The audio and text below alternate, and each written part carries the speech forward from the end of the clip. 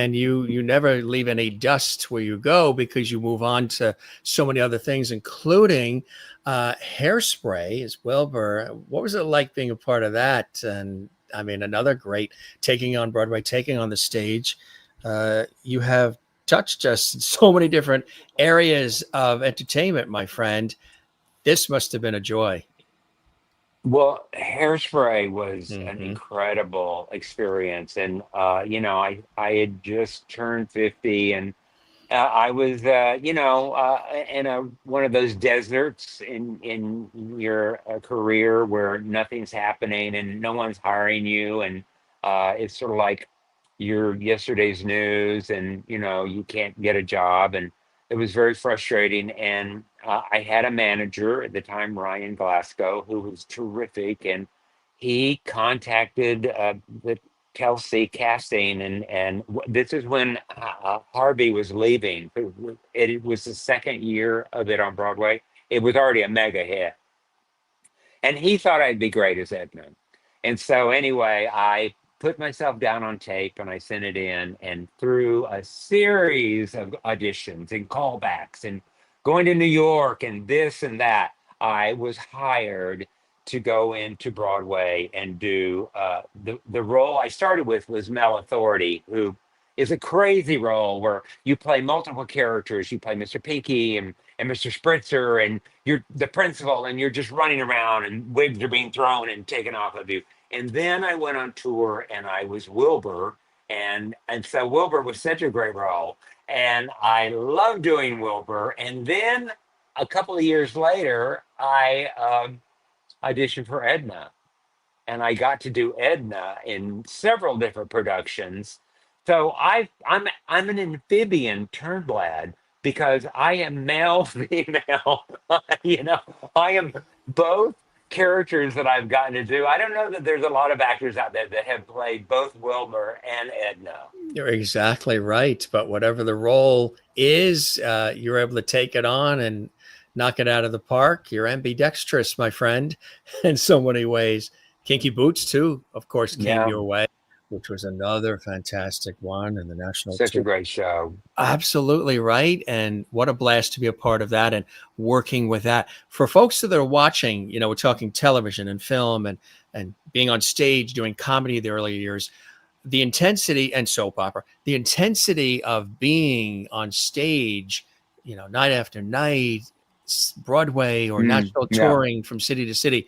It can be grueling, fabulous, and exciting, but it takes a lot out of you. It is 8 shows a week is hard. It's really hard, recreating that 8 times a week. It's all fun and games, when you're rehearsing, and I was like, the show opens and it's like, oh my God, that was so much fun. But then you have to repeat that every performance for 8 shows a week, weeks upon end. And it is a very challenging thing for someone like me because I get bored easily. But it was also a great learned discipline. And getting to do Broadway was something that initially I thought I would get to do Broadway when I was a kid. And then that ship sailed, and I went, I'm never going to get to do Broadway. And then here I am at 50 getting to do Broadway. And not only I had done off Broadway, there's a big difference between off Broadway and Broadway. And then to come back and get to do Hairspray when it was a mega hit, when it was the show to see in New York City, was just thrilling, just so very thrilling. I can only imagine. And, is there a autobiography, a memoir in the offing, or is that something that I'm sure a million people have asked you to do that, right? Yeah, I have several people that always encourage me to uh, you write a book or something. It's like, I don't know.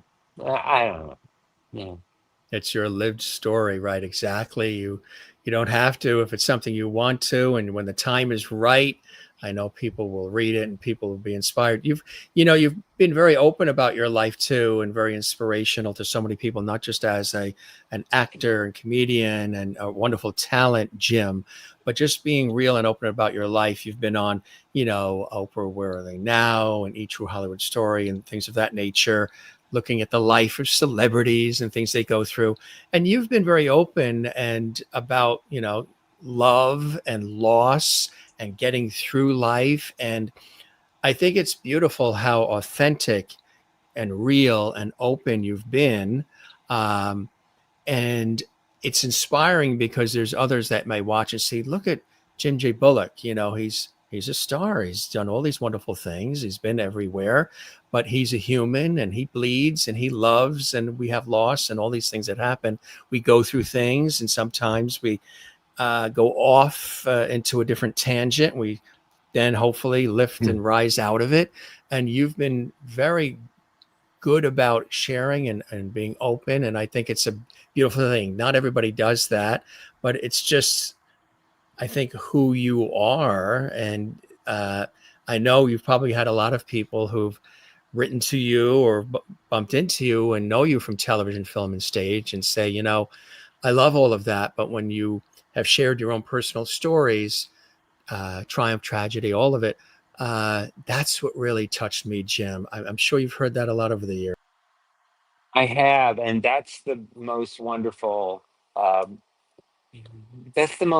compliment I can get from anyone is when they say, I saw in you something that I related to, and it helped me get through a really time like being gay when you're younger. And I think about Paul Ann, and I think part of the reason on a subconscious level I connected with him because he was a gay man. I didn't even know I was gay. I mean, but I knew something was askew, And so, Did the um, family know, or uh, was this later on this was oh mentioned?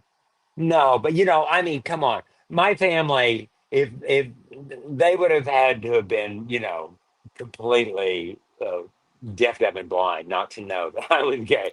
I was so, I was so very gay when I was a little boy. I sort of butched it up when I got into my teenage years, which you know how that was because you saw that with Too Close for Comfort. So it's like that was butch. But you know what? I just pretty much anyone who knew me knew, um, what side of the toast I butter, you know. So, but to have had someone who was famous, like a Paulin, or and it was a different time. It was Charles Austin Riley and people like that. They could not be open. That was not even brought up back then, which is added to my shame. And so for people to say, I was at my wit's end and I saw you and I connected to you, as silly as you were or whatever. But I went, if that guy can go out and make something of his life, then I can too. That's really the most amazing thing that can be said. And, just, you know, I feel like that's the most important thing. It is, because of all of the work that you do. You have the notoriety, you have the voice, you have the platform, but at the same time, you treat it with tender, loving care and sharing the story and inspiring other people, which I think is a beautiful thing.